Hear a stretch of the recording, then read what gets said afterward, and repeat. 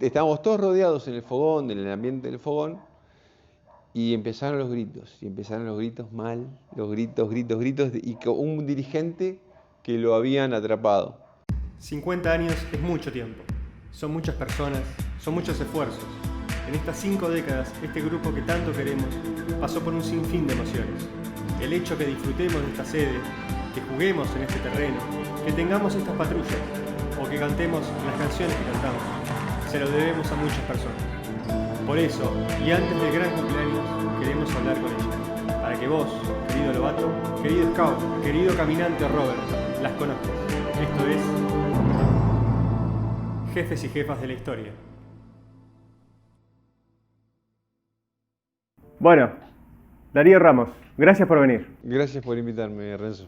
Decime, ¿cómo fue que te enteraste o la primera vez que llegaste al Grupo Scout? Bien no me acuerdo, porque era chico, muy chico. Sé que me convocó mi madre. Mi madre me trajo, me dijo, ¿te gustaría venir al grupo y a los Scouts? Dale. Y bueno, entré y hace de cuenta que entré a mi casa, porque nunca más me fui, y cuando me fui guardaba un sentimiento especial en el grupo. Poca gente sabe, quizás, que llegaste a ser Lobato en el Grupo Scout. Empecé como Lobato muy poco tiempo, después pasé a ser Scout. Acá tengo un recuerdo de mi paso por los Lobatos. De hecho, ¿qué es eso? Porque hay gente que nos está mirando, de hecho muchos chicos, muchos beneficiarios, que no saben muy bien cómo fue la historia. Y eso es algo que en las fotos, si nos vemos en el libro de oro, se encuentra. Claro. ¿Qué sería? Este era un gorrito, no me acuerdo bien el nombre, que teníamos que usar los Lobatos de aquella época. Te estoy hablando de la década del 70, 78, 77, por ahí, 76 también. Nuestro uniforme era azul, con vivos amarillos, y el gorrito que usábamos era este. Nos quedaba genial a todos.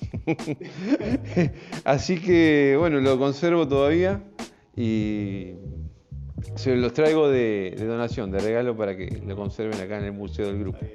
¿Te acordás cómo era el grupo en ese momento?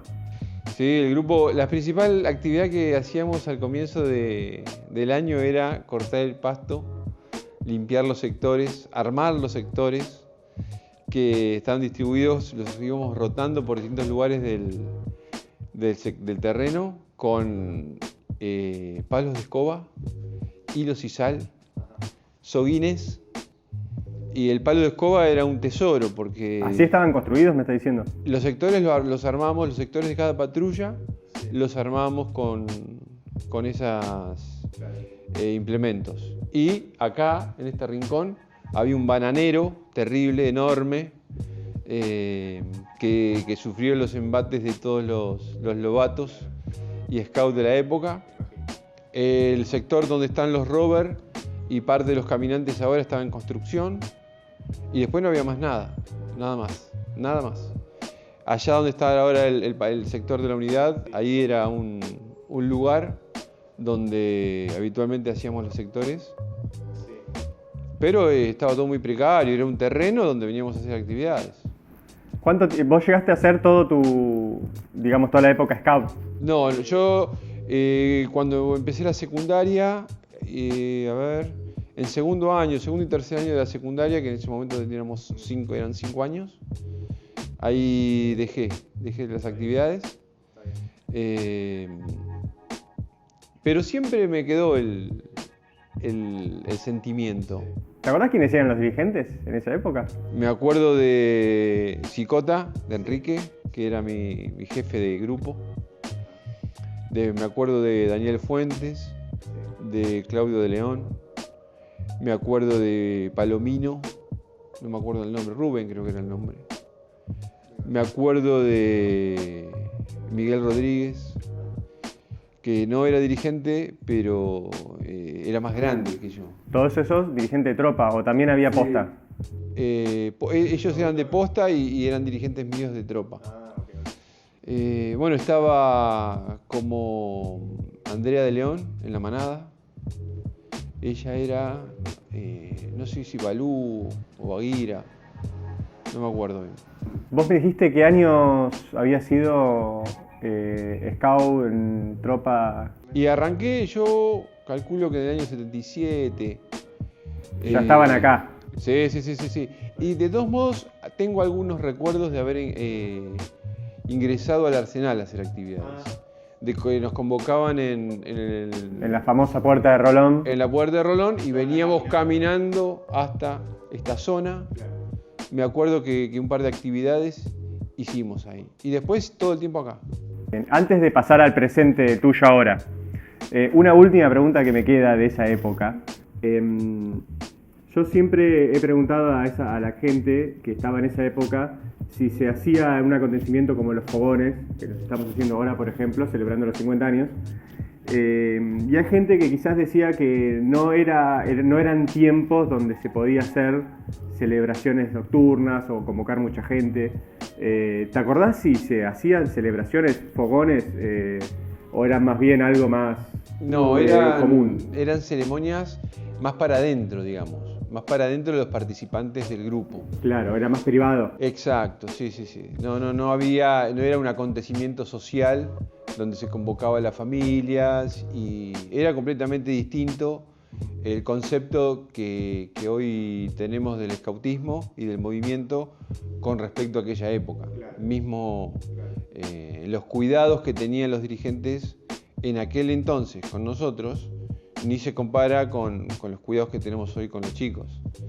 Para que te des una idea, nosotros nos íbamos de campamento en la chata de un rastrojero, a un lugar totalmente rústico que era un campo, y ahí hacíamos nuestras actividades, algo impensado hoy. Está bien, y bueno, entonces pasó un tiempo hasta que de nuevo te volvió a llamar el grupo. ¿Cómo fue ese momento? Nuevamente mi madre, una mujer muy insistente, perseverante. Bueno, yo fui padre y cuando mi hijo cumplió 7 años, lo anotamos, cumplió 6 y ya estaba anotado, estaba en la pole position de la lista de espera. La cuestión es que, bueno, ingresó y hábilmente el jefe de grupo de ese momento, Leandro de León, les recuerdo que cuando él te mira fijo y se acaricia el pelo y se hace así para atrás, es que algo es de temer en esas circunstancias. Me dijo, mirá, necesitamos que nos den una mano a algún grupo de padres, ex dirigentes, porque el grupo está creciendo. Me gustaría si te puedes sumar. Y yo accedí, me agarré un momento de debilidad seguramente. Accedí y dije, bueno, 3 horas los sábados, ¿quién no se puede negar a estas buenas personas que le dedican tanto tiempo a los jóvenes? Así que empecé a trabajar en la rama Caminantes con Maxi Trípodi, con el cual enseguida pegamos buena onda. Y bueno, así comencé. Y pasó un tiempo también y te tocó ser jefe de grupo. Sí. ¿Cómo fue esa situación? Y esa situación fue extraña porque al año y medio más o menos de que empecé a trabajar en el grupo como dirigente, se había que renovarse la jefatura. Sí. Y había candidatos, pero tal vez eran jóvenes para ese momento. Claro. Faltaba una camada intermedia y las miradas ponzoñosas me miraban fijamente como diciendo, tenés que hacerte cargo. Y después de pensarlo un poquito en casa y bajo la insistencia de algunos amigos, sí, accedí a hacerme cargo de la conducción del grupo por 3 años. Y bueno, fue una experiencia, la verdad que enriquecedora, desde todo punto de vista, sumamente recomendable para aquel que quiera asumir la responsabilidad. Y es una responsabilidad muy grande, pero también muy gratificante, porque te da una perspectiva y una experiencia completamente diferente a un puesto o a un cargo de conducción que puedes encontrar en otro ámbito, en el ámbito laboral, por ejemplo. Porque acá todas las personas que a vos te va a tocar conducir son voluntarios, entonces tenés que desarrollar una sensibilidad especial porque viene a dar su siempre listo de manera voluntaria. Entonces, el vínculo es otro, es desde lo afectivo. Cada uno entiende, o yo entendí siempre que daba lo que podía y lo que quería, pero siempre con responsabilidad, ¿no? Cuando hablamos de tu gestión, también me toca a mí porque fue un momento en el cual yo también era dirigente. Ya es algo diferente que preguntarle a un viejo jefe de grupo. Yo me acuerdo que en ese momento el grupo Scout creció, de hecho se hizo una obra muy importante. Sí. ¿Cómo fue ese proceso? No digamos el proceso, sino ¿qué fue tu aporte o lo que hiciste para crear la obra del grupo y qué era antes y qué es ahora? El grupo, tal vez en este último tiempo, yo rescato que la gran virtud que hemos tenido, todos como equipo, es haber entendido las diferencias que surgen en cualquier grupo humano y a pesar de eso seguir creciendo. Entonces, yo adapté mi gestión a la continuidad de Leandro. Siempre trabajé con Maxi como subjefe de grupo. Él me dio una mano importantísima en las actividades netamente Scout, en organizarnos. Y junto a él modificamos parte de la estructura del grupo porque veíamos que el grupo año a año iba creciendo y necesitábamos más espacio. Entonces tomamos la decisión, después de pasar por arduas discusiones en el consejo, en donde íbamos a mover el mástil, lo íbamos a sacar, lo íbamos a poner, lo íbamos a llevar para acá, para allá. Decidimos hacer una modificación que es la que está actualmente. Construimos la cocina nueva, la nueva secretaría, ampliamos los sectores de rover y caminantes y de unidad también.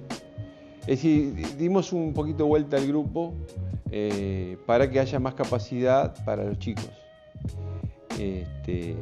Y bueno, creo que fue un aporte positivo porque hoy por hoy seguimos disfrutando esas comodidades, ¿no? Y el grupo siguió creciendo. A eso vuelvo cuando decimos que lo importante es mantener el equipo de trabajo. Porque después de mí vino Maxi, ahora está Ale, y yo sé que durante la gestión de Maxi se hicieron obras, se continuaron y hay proyectos. Entonces, todo eso se puede hacer porque no se trunca el equipo de conducción, no se trunca la intensidad ni las ganas de hacer.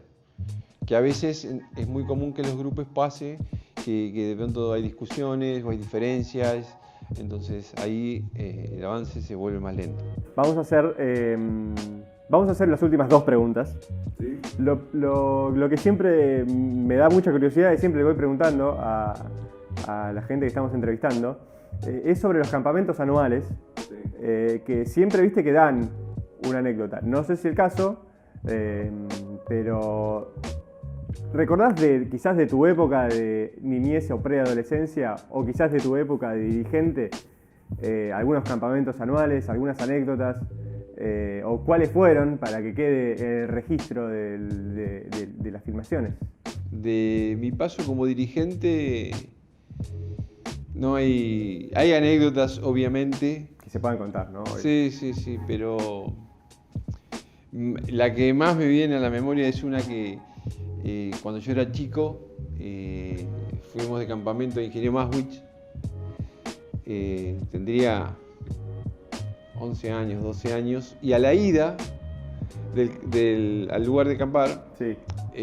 nos venían comiendo la cabeza que acá había un auspicio de gente que estaba desquiciada y que a veces de vez en cuando se escapaban un loco y qué sé yo qué. Ajá.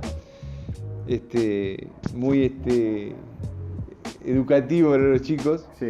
La cuestión que a la noche en el fogón se empezaron a escuchar unos gritos. Ajá. Pero no unos gritos, estábamos todos rodeados en el fogón, en el ambiente del fogón, y empezaron los gritos mal, los gritos, y con un dirigente que lo habían atrapado. No. Entonces empezaron todos a correr para un lado, para el otro, mal. Sí. La cuestión que, bueno, nos hicieron pagar un susto bastante importante.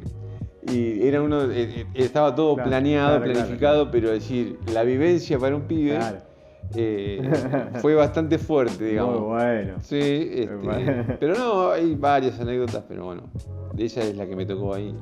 Después cuando sos dirigente ya lo ves de otro lado y las anécdotas pasan por cuando se pone en riesgo alguna actividad. Claro. O ves en el medio del campamento que viene una tormenta. Y porque es otra responsabilidad, quizás. Claro, tal cual. Me acuerdo en un campamento, fuimos a Cerro Los Padres, cuando estábamos llegando de Mar del Plata a Cerro Los Padres, tuvimos que parar porque venía un frente que parecía un tornado. Entonces ahí la anécdota pasa a ser una preocupación. Bueno, y como último, para ya cerrar, obviamente, como dije al principio, hay chicos, dirigentes jóvenes que están mirando y siempre les damos la oportunidad a todos los que pasaron por la jefatura a dejar un mensaje, no como jefe, no como dirigente, sino como persona que tuvo la experiencia de haber tenido, de haber aportado su granito de arena en el grupo para hacer la estructura, para hacer lo que sea. ¿Qué mensaje le darías para quizás los chicos que están mirando, que serán la próxima generación? Yo a esta generación le diría que agradecerle el compromiso, la entrega que tienen con los más chicos. No es común a veces encontrar hoy por hoy pibes de 20, de 25 tan comprometidos a transmitir valores. Y agradecerles también porque se está viviendo momentos de cambio. Cambios generacionales de conceptos, de paradigmas, que nosotros los de 50 y tantos tenemos que modificar. Y esa modificación, esos cambios son para bien, creo yo. Entonces, ellos son el motor. Entonces, por eso el agradecimiento. Y la reflexión también es, pero que siempre escuchen la mirada del que tiene un poco de experiencia. No como una cuestión autorreferencial, sino por el simple hecho de haber transitado más años y haberse tropezado tal vez con otro tipo de dificultades y haberlas podido o no sobrellevar. Entonces, siempre el animarse y el querer hacer es positivo. Así que ese es el mensaje, felicitarlos y agradecerles. Bueno, te agradezco yo a vos entonces también. Bueno. Te haría la mano, pero no estamos en tiempos de que no se puede. Así que muchas gracias por venir de nuevo. Codo a codo. Dale. Así que, corte.